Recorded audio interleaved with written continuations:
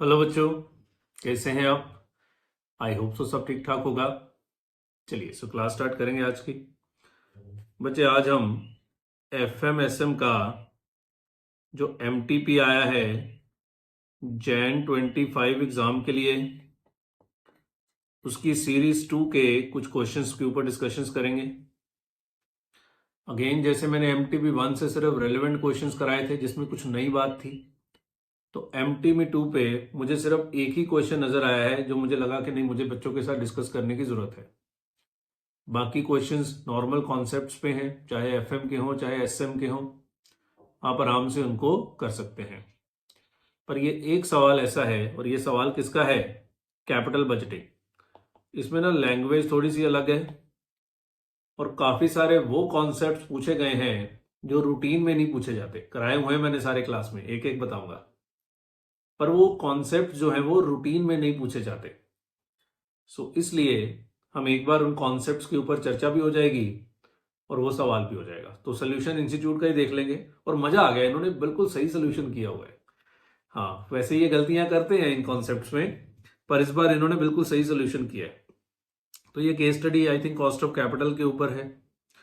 Cost of capital के काफी सारे केसेस मैंने आपको कराए भी हुए हैं। ये रेशो का बहुत बड़ा क्वेश्चन है। क्वेश्चन अच्छा है पर इसमें कुछ नई बात नहीं है, कैलकुलेशंस हैं। आइए, जो ये वर्किंग कैपिटल का क्वेश्चन है, न्यू बिजनेस का सवाल है, कोई दिक्कत नहीं है। ये है जी क्वेश्चन नंबर 3 जो आज हमें डिस्कस करना है। सो ये कैपिटल बजटिंग का एक अलग तरह का समय, अलग तरह का कहना नहीं चाहिए, कोई नया कॉन्सेप्ट नहीं है। सवाल में थोड़ी लैंग्वेज अलग तरह की है, तो मुझे लगा बच्चों को कहीं दिक्कत ना आए, इसलिए हम एक बार इस लैंग्वेज के ऊपर चर्चा कर देते हैं। आइए जी, क्वेश्चन नंबर 3 ध्यान से पढ़िएगा। MTP Jain 25 series 2। Hemsparsh private limited, H private limited, is globally recognized consultancy firm having its presence in various countries across the globe and is currently headquartered at Ahmedabad, India। कह रहा बड़े सारे देशों में काम करता है पर उसका हेडक्वार्टर जो है वो इंडिया में ही है। It plans to commence a new branch in Australia. लो जी, सीए फाइनल में भी कैपिटल बजटिंग है। वहां एक टॉपिक आता है इंटरनेशनल कैपिटल बजटिंग, कि जहां आप विदेश में जाके प्रोजेक्ट करते हैं। तो जब मैंने ये लाइन पढ़ी मुझे लगा ये तो इंटरनेशनल कैपिटल बजटिंग है, कहीं इन्होंने सीए फाइनल का टॉपिक तो नहीं डाल दिया। पर थैंक गॉड नहीं, ऑस्ट्रेलिया का सिर्फ नाम ही था, सवाल सारा रुपीज में ही था। So it plans to commence a new branch in Australia owing to the untapped opportunities available there in the outsourcing business। तो आउटसोर्सिंग बिजनेस में विदेश में काफी सारी अपॉर्चुनिटीज अवेलेबल थी, तो इसलिए उसने ऑस्ट्रेलिया में ब्रांच खोलने की सोच रहा है। तो ये एक प्रोजेक्ट हो गया उसके लिए, नई ब्रांच खोलनी है। The company hired a professional for the preparation of the project report. Project report के लिए एक प्रोफेशनल हायर किया and fee paid was rupees 2 lakh. 2 lakh रुपए की उसने फी पे कर दी। The company also incurred 5 lakh in the form of R&D cost. 5 lakh रुपए R&D कॉस्ट का भी खर्चा किया। साथ साथ ही समझते हैं, जानते हो हमने क्लास में डिस्कस करा था sunk cost, the cost which has already been incurred in the past. आपने प्रोजेक्ट रिपोर्ट बनवाई, 2 लाख का खर्चा किया, आपने R&D करी, 5 लाख का खर्चा किया। अब आप ये प्रोजेक्ट करें या ना करें, क्या ये खर्चा वापस आएगा? नहीं आएगा। तो this is sunk cost and sunk cost is irrelevant cost. सवाल में इसका कुछ भी नहीं करना है। साथ साथ ही पढ़ते पढ़ते ही समझ जाना चाहिए ना हमें कि ये कौन सी कॉस्ट है, संक कॉस्ट है। और संक कॉस्ट का सवाल में कोई ट्रीटमेंट नहीं होता, क्योंकि अब आप ब्रांच खोलें ना खोलें, जिसने प्रोजेक्ट रिपोर्ट बनाई वो 2 लाख ले गया, जिसने रिसर्च करी वो 5 लाख ले गया। अब ये पैसा तो वापस आने नहीं वाला, तो चाहे आप प्रोजेक्ट करें या ना करें, ये खर्चा तो हो गया। As per the project report the company will require an initial fund outlay of 25 crore for buying the property. लो जी, इनिशियल आउटफ्लो आ गया। तो इनिशियल आउटफ्लो आपका कितने का है? 25 करोड़ की आपको प्रॉपर्टी खरीदनी पड़ेगी। And setting up the other infrastructure. It will also require working capital of 5 crore. तो आपको पता है 2 तरह के आउटफ्लो होते हैं, एक कैपिटल आउटफ्लो, एक वर्किंग कैपिटल आउटफ्लो। तो 25 करोड़ का कैपिटल आउटफ्लो है और 5 करोड़ का वर्किंग कैपिटल आउटफ्लो है। The company is planning to operate for a very long period of time. Of course अगर ब्रांच है तो बहुत लंबे समय तक चलेगा। जब मैंने ये पॉइंट देखा तो मुझे लगा ये तो इनफाइनाइट का सवाल आ गया, जबकि कैपिटल बजटिंग में तो प्रोजेक्ट की लाइफ होती है। तो यहां भी लिखा है कि company is planning to operate for a very long period of time, however for the sake of simplicity calculation shall and at the end of 10th year वगैरह। टेंशन ना लो, तुम्हें सवाल 10 साल का ही करना है। कंपनी बहुत लंबे समय तक ऑपरेट करेगी, पर आपको ये इनफाइनाइट का सवाल नहीं करना, आपको 10 साल का सवाल ही करना है। ये इजी हो गया सवाल। The earnings before tax but after deducting interest expense estimated would be as follows. तो आपको सीफैट पता है निकालने पड़ते हैं, तो सीफैट के लिए ईबीटी दिया हुआ है। तो ईबीटी वैसे भी आफ्टर इंटरेस्ट और बिफोर टैक्स ही होते हैं, तो वो कह रहे हैं ये आफ्टर इंटरेस्ट और बिफोर टैक्स ईबीटी आपको दिया हुआ है 10 साल का। ये सब करोड़ में है। अब यहां से ध्यान से पढ़ना। The above amounts also include an allocated common cost of 12.5 lakh. बच्चे बड़े अच्छे से पढ़ाया हुआ है। जो एलोकेटेड ओवरहेड्स होते हैं वो भी क्या होते हैं? इररेलेवेंट। क्यों? एलोकेटेड का मतलब हमने क्या पढ़ा था क्लास में कि ये खर्चे पहले भी हो रहे थे, इस प्रोजेक्ट को सिर्फ बांटे गए हैं। हमें चाहिए होते हैं सिर्फ वो वाले खर्चे जो इस प्रोजेक्ट के कारण हो रहे हैं, जबकि ये कॉस्ट कौन सी है? एलोकेटेड कॉस्ट है, मतलब ये खर्चे पहले भी हो रहे थे, इस प्रोजेक्ट के कारण नहीं है। तो वो कह रहा है इसमें ये जो ईबीटी दिया है इसमें 12.5 लाख का एक खर्चा घटा हुआ है, तो सब में आपको ऐड करना पड़ेगा कितना? 12.5 लैक्स। सब में आपको ऐड करना पड़ेगा 12.5 लैक्स। क्लियर है? बिफोर टैक्स है तो बढ़िया है, पहले ऐड करेंगे और बाद में टैक्स लगाएंगे। सो आपको 12.5 लाख रुपया ऐड करना पड़ेगा, बिकॉज सवाल कह रहा है अबव अमाउंट ऑल्सो इंक्लूड। तो इंक्लूड का मतलब क्या है? खर्चा है भाई, तो खर्चा तो माइनस हुआ होगा, तो आपको इसके इंपैक्ट को हटाना है और आपको ये 12.5 लाख का खर्चा 10 हर साल में क्या करना पड़ेगा? एड बैक करना पड़ेगा। बिकॉज जो एलोकेटेड कॉस्ट होती है वो कौन सी कॉस्ट होती है? इररेलेवेंट कॉस्ट होती है। Okay. Company will distribute 10% dividend every year on post tax earnings. अब ये पता नहीं कहां से आ गया 10% डिविडेंड। जब मैंने पढ़ा मुझे लगा शायद वो केडी क्यों निकलवाएगा आपसे। तो 10% डिविडेंड वो कह रहा है हर साल बांटेंगे, देखते हैं पता नहीं क्या है। आगे बढ़िए। Company intends to borrow funds of ₹3 crore at a post tax interest rate of 6.5% in India. लो जी, कंपनी फंड्स बोरो करना चाहती है 3 करोड़ के, तो टोटल 25 करोड़ चाहिए था। 25 + 5 3 करोड़ का तो फंड बोरो करेगा at post tax interest rate of 6.5% in India. तो जो ब्याज का रेट है वो दिया है 6.5% पोस्ट टैक्स। पर बच्चे इंटरेस्ट इस रेट पे थोड़ा लगता है, इंटरेस्ट का रेट तो हमेशा प्री टैक्स होता है। ये तो केडी दिया हुआ है, ये जो 6.5% है ये केडी दिया हुआ है, और केडी का फॉर्मूला क्या होता है? Interest into 1 - T. तो हमें तो इंटरेस्ट रेट चाहिए, तो इंटरेस्ट रेट कैसे निकलेगा? KD divided by 1 - T. So जानबूझ के आपको जो ब्याज का रेट दिया है वो पोस्ट टैक्स दिया है। रुको, मैं आगे बढ़ने से पहले यही पे ही आपके साथ कुछ चर्चाएं कर देना चाहता हूं।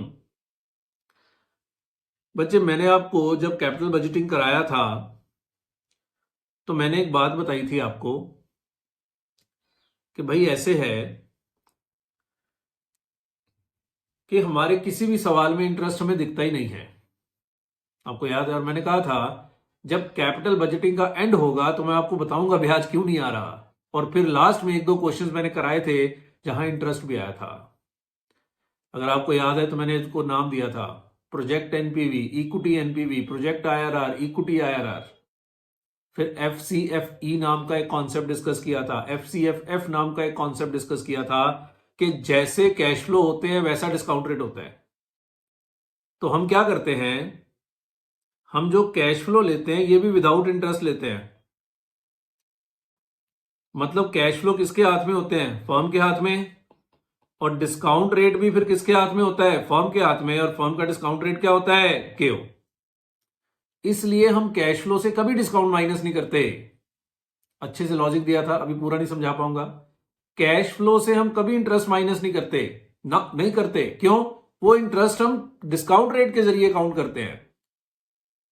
जबकि इस सवाल में उसने जानबूझ के आपको जो कैश फ्लोज दिए हैं वो आफ्टर डिडक्टिंग इंटरेस्ट दिए हैं। लो जी, तो आपको इसमें इंटरेस्ट भी ऐड बैक करना पड़ेगा।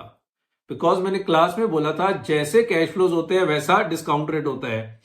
मुझे नहीं पता आपको याद आ रहा है कि नहीं आ रहा।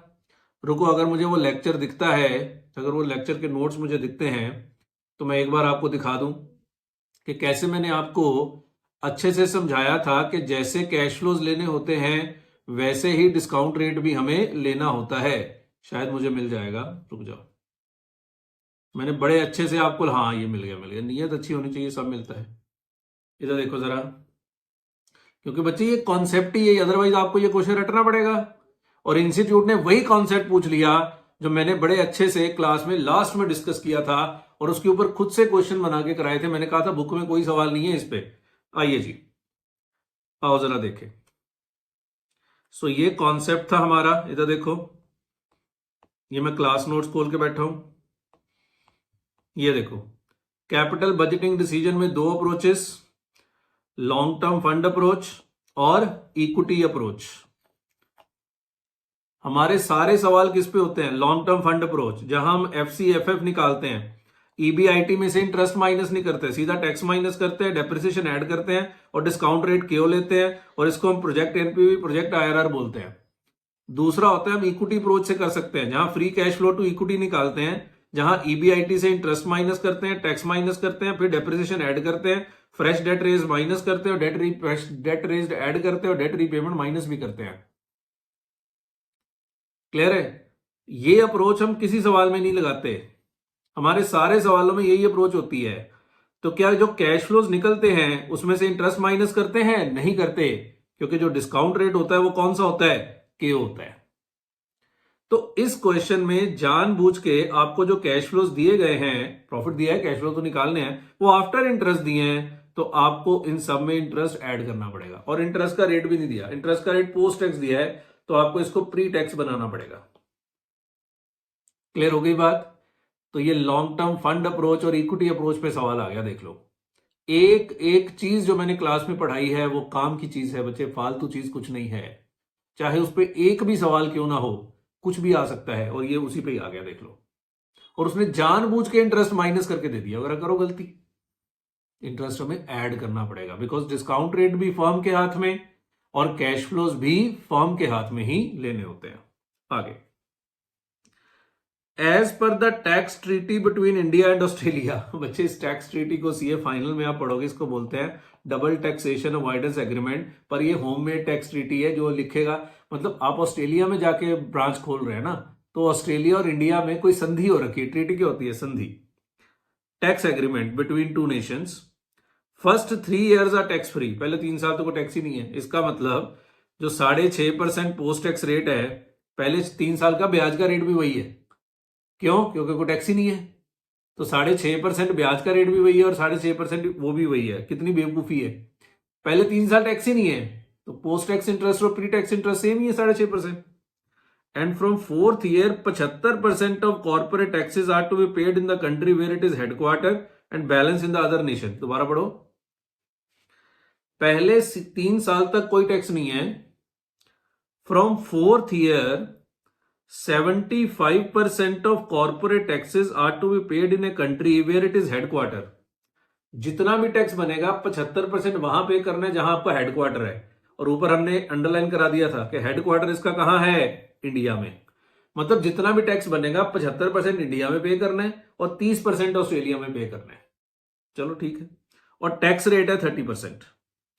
तो बच्चे 30% है ना। हमें सवाल कौन सा करना है आगे देखेंगे। टैक्स रेट 30% है, ध्यान रखना 75% इंडिया में पे करना है क्योंकि हेडक्वार्टर इंडिया में है, हमारा टैक्स एग्रीमेंट है ऑस्ट्रेलिया के साथ, और 25% हमें ऑस्ट्रेलिया में पे करना है। However tax on capital gain is to be paid at 15%, only in the headquarters. Capital gain tax भी लगेगा 15%, पर ये सिर्फ कहां लगेगा, जहां आपका हेडक्वार्टर है, और आपका हेडक्वार्टर कहां है, इंडिया में, अहमदाबाद में। Salvage value for depreciation purpose is estimated at 90 lakh. तो शुरू में आपने फिक्स्ड एसेट्स खरीदे थे कितने के, 25 करोड़ के, तो सैल्वेज वैल्यू 90 लाख है, तो डेप्रिसिएशन लगाते टाइम ध्यान रखना है। The assets would be disposed of in the market at 3.5 crore at the end, terminal value. तो एसेट्स की टर्मिनल वैल्यू दी हुई है 3.5 करोड़, तो कैपिटल गेन आएगा आपका। एच प्राइवेट लिमिटेड डिजायर, अब ये सबसे क्रिटिकल लाइन है, ध्यान से पढ़ना क्या लिखा है, और मजा आ जाए अगर आप पकड़ लो ये क्या दिया हुआ है। H private limited desires a premium of 3% to the current MCLR of 12%, marginal cost of funds based lending rate. Sir ये क्या है, बच्चे इंस्टीट्यूट पता नहीं सीए इंटर के बच्चे को क्या समझ रहा है जो इस तरह के क्वेश्चंस बनाए जा रहे हैं। सीएपीएम याद है, सीएपीएम में केई कैसे निकालते थे, RF plus beta into RM minus RF, और मैं इसको बोलता था कि केई होता है risk free rate plus risk premium, याद है। बस इसी की तर्ज में उसने होममेड फॉर्मूला बना दिया केओ निकालने का, risk free rate plus risk premium. वो कह रहा है हमें 3% रिस्क प्रीमियम चाहिए, और 3% किस में ऐड करना है, रिस्क फ्री रेट नहीं लेना, 12% लेना है, marginal cost of funding rate, जिस रेट पे एक बैंक दूसरे बैंक को उधार देता है, MCLR। 12% को आप रिस्क फ्री रेट मान लो प्लस 3%, तो आपका केओ है सवाल में 15%। ये चीज तो सीए फाइनल की बातें हैं, इस तरह से डिस्काउंट रेट सीए फाइनल में दिए रहते हैं। तो केओ दिया हुआ है सवाल में 15%, ठीक है। अब ये देखो, ये मैं कहता हूं हद हो गई है कि इंस्टीट्यूट कितनी चीजें पूछ रहा है। Assume no other assets in the block, तो ये तो मैंने आपको कराया हुआ है, ब्लॉक में कोई और एसेट नहीं है, तो in the last year block ceases to exist, block खत्म हो जाएगा। तो जब ब्लॉक खत्म हो जाएगा you can not claim depreciation in the last year. मजे की बात, जब ये क्वेश्चन पेपर में आया, स्टडी मटेरियल में है, वहां इंस्टीट्यूट ने लास्ट ईयर डेप्रिसिएशन क्लेम करी हुई है, और मैंने भी क्लास में वैसे ही गलत कराया था कि ये कर रहे हैं। इस सवाल को इन्होंने बिल्कुल ठीक कर दिया है, बाप रे बाप। वो कह रहा है क्योंकि कोई और एसेट नहीं है ब्लॉक में, तो no depreciation in last year. मैंने भी ऐसे ही कराया था आपको, क्योंकि टैक्स का रूल तो यही है, पर इंस्टीट्यूट पुराने सवालों में ये गलती करता था, यहां इसने ठीक कर दिया। सर हम क्या करें, आप ठीक करके आओ। No need to claim depreciation in the last year if there is only single asset in the block. When block ceases to exist, तो आप लास्ट ईयर में डेप्रिसिएशन क्लेम नहीं कर सकते। इस सवाल में इन्होंने बिल्कुल ठीक किया है। ये परफेक्ट क्वेश्चन है, इसमें सब बातें ठीक है। So no other asset in the block का मतलब है आप लास्ट ईयर डेप्रिसिएशन क्लेम नहीं कर सकते। हाँ, आपको कैपिटल गेन या कैपिटल लॉस निकालना पड़ेगा। क्लियर है। सो ये ध्यान रखना, बेटर है आप पेपर में जब भी कभी आए तो आप यही करिए, क्योंकि इतिहास में इन्होंने ये गलत किया है। हम लास्ट ईयर में डेप्रिसिएशन क्लेम करवा देते थे, क्योंकि ये लोग भी करते थे, और मैं कहता था ये गलत है। हाँ, मैंने कहा था ये एक अजम्पशन लेते हैं कि जो block ceases to exist on the first of the next year, इसलिए लास्ट ईयर में डेप्रिसिएशन क्लेम कर लेते हैं। पर यहां इन्होंने ठीक किया हुआ है, तो आप भी ठीक करके आ सकते हैं पेपर में, कोई इशू नहीं है। Calculate NPV of the project and advise only from Indian law prospective. लो बच्चे, हमें ऑस्ट्रेलिया से कोई लेना देना नहीं है, हमें सिर्फ इंडियन लॉ के प्रोस्पेक्टिव से आंसर देना है। सर इससे क्या फर्क पड़ेगा, इधर देखो, सवाल कहता था टैक्स रेट 30% है, 75% इंडिया में देना है, तो आपके लिए टैक्स रेट कितना है, आपको तो सिर्फ इंडिया का आंसर करना है। तो 30 का 75%, आपके लिए टैक्स रेट है 22.5%। ये फर्क पड़ेगा। ये घटिया क्वेश्चन था, तभी मैं करा रहा हूं स्पेशल आके। सो आपके लिए टैक्स रेट कितना है, 22.5%, बिकॉज जो आंसर करना है वो सिर्फ इंडियन लॉ के प्रोस्पेक्टिव से ही करना है, दैट्स इट। तो इंडिया में जो टैक्स देना है वही तो रेलेवेंट है, इंडिया में जो टैक्स देना है वही तो रेलेवेंट है। क्लियर हो गई बात, समझ आ गया। सो 30 का 75% is 22.5%, this is your tax rate. Clear हो गया। करना क्या है, सी फैट निकालना है। सी फैट कैसे निकालना है सुन लो। ईबीटी दिया हुआ है 10 साल का, पहले तो 12.5 लाख ऐड करो, फिर हर साल का ब्याज निकालो ऐड करो, पहले 3 साल का इंटरेस्ट रेट इज 6.5%। क्यों? क्योंकि टैक्स नहीं है। उसके बाद का interest rate 6.5% divided by 1 minus 22.5%, तो 1 माइनस 0.225 0.775, 6.5 डिवाइडेड बाय 0.775, ये आ रहा है 8.3871%। लो, इतना खतरनाक इंटरेस्ट रेट आ गया है। क्योंकि प्री टैक्स करना पड़ेगा ना, और 22% का टैक्स रेट है, सो प्री टैक्स बड़े ध्यान से करना पड़ेगा। तो इंटरेस्ट ऐड करिए, डेप्रिसिएशन माइनस कर, डेप्रिसिएशन ऐड करिए। और एक सीफैट निकालने हैं तो डेप्रिसिएशन तो ऐड करनी पड़ेगी। और डेप्रिसिएशन कैसे निकलेगी? 2.5 करोड़ कितने, 25 करोड़ माइनस 90 लाख। डेप्रिसिएशन कैसे निकलेगी? 25 crore minus 90 lakh divided by 10, तो 25 माइनस 0.9 डिवाइड बाय 10, तो 2.4 की आपकी 41 की आपकी annual depreciation, 2.41 crore. This is your annual depreciation. Clear? और ये 9 साल डेप्रिसिएशन क्लेम करनी है, 10वें साल नहीं करनी। फिर 10वें साल WDV निकालो, सेल प्राइस माइनस करो, ब्लॉक बनाओ, WDV निकालो, सेल प्राइस माइनस करो, that is your capital gain. Capital gain या लॉस जो भी आएगा, और उसके ऊपर कैपिटल गेन टैक्स या कैपिटल गेन टैक्स की सेविंग निकालो। बस इतना ही काम है। क्लियर है? तो सारा क्वेश्चन मैंने आपको समझा दिया है। आइए जरा इंस्टीट्यूट का सोल्यूशन देख लेते हैं एक बार, क्योंकि आपका टाइम नहीं वेस्ट करूंगा, पेपर सिर पे है, सो सॉल्व करके कुछ मिलना नहीं है। मुझे नहीं पता सिमिलर क्वेश्चन आएगा कि नहीं आएगा, पर बेटे कॉन्सेप्ट तो सिमिलर ही आने हैं ना पेपर में, और मैंने ये कॉन्सेप्ट सारे कराए हुए थे, सो फिर मैं डिस्कस करूंगा ही करूंगा। आओ जी। उसने पहले तो करोड़ में सॉल्व किया है, तो ईबीटी 10 साल का ईबीटी ले लिया, ऐड किया इंटरेस्ट। ये देखो, ये 0.195 कैसे निकाला है?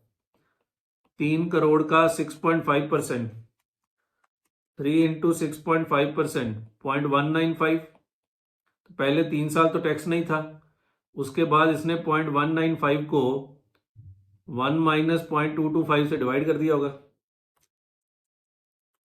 0.775, 0.195 डिवाइड बाय 0.775, हाँ वही किए, 0.252।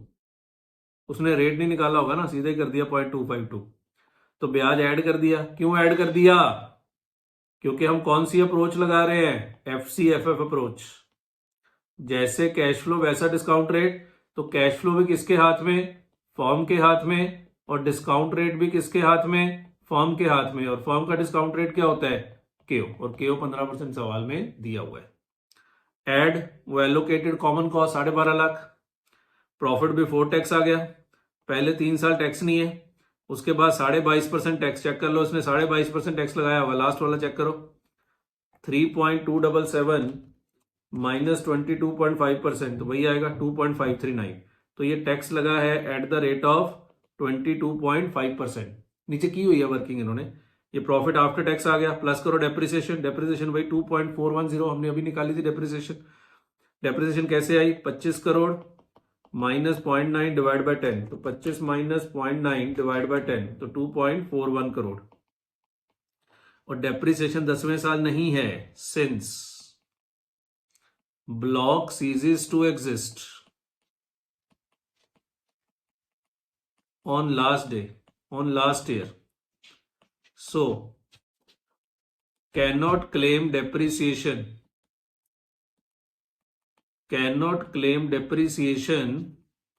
in last year। so क्योंकि ब्लॉक ही खत्म हो गया, तो आप लास्ट ईयर डेप्रिसिएशन क्लेम नहीं कर सकते। ये आपके कैश इनफ्लो आ गए। क्लियर है? लास्ट में जो शुरू में वर्किंग कैपिटल लगाया, लास्ट में वापस आ गया 5 करोड़। फिर ये टर्मिनल वैल्यू, ये नीचे इसने निकाली होगी टर्मिनल वैल्यू।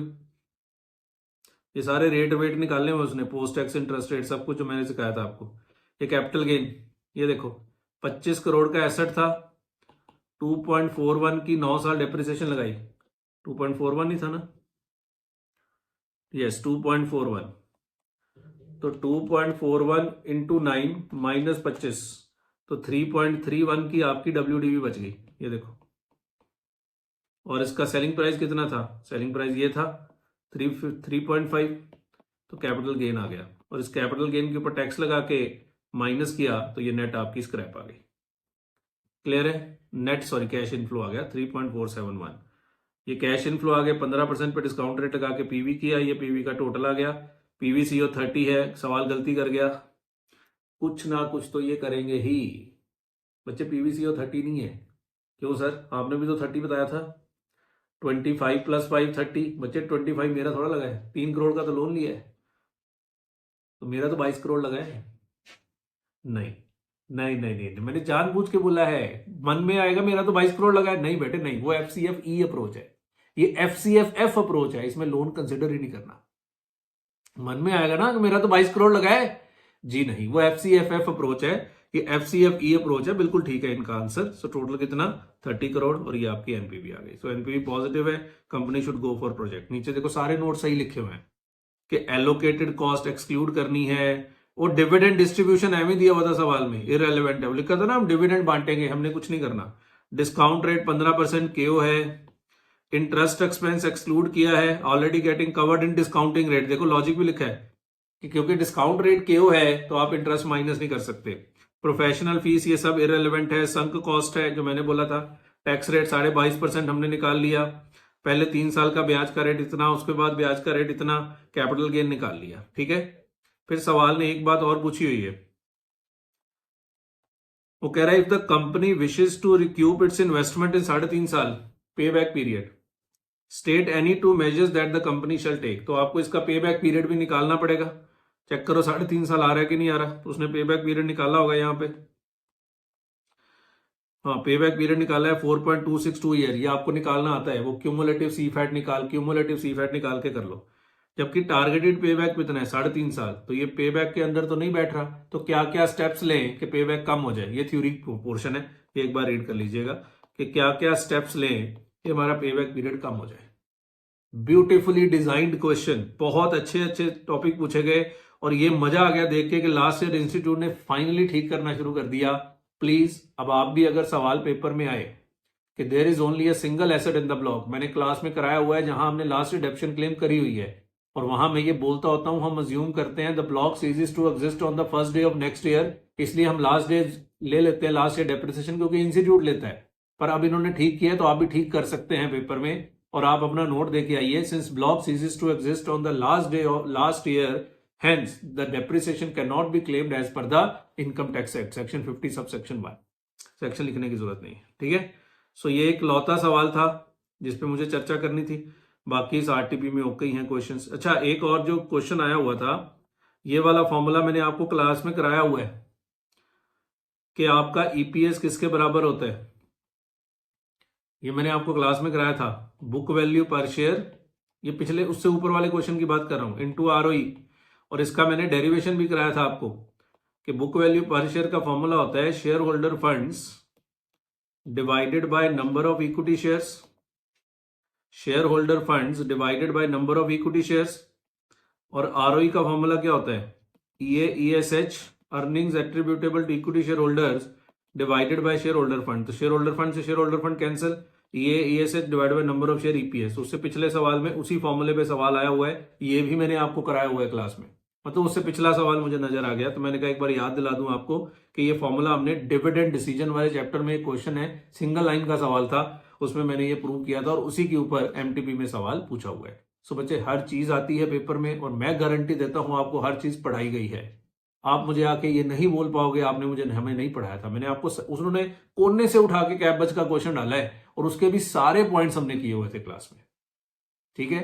अब आपके ऊपर है, अच्छे से तैयारी करके जाइए। चलिए, सो आज की बात यहाँ खत्म करते हैं, बाकी एमटीपी आसान है, आप खुद कर लीजिएगा, एसएम में के भी क्वेश्चन देख लीजिए, इसके भी देख लीजिए।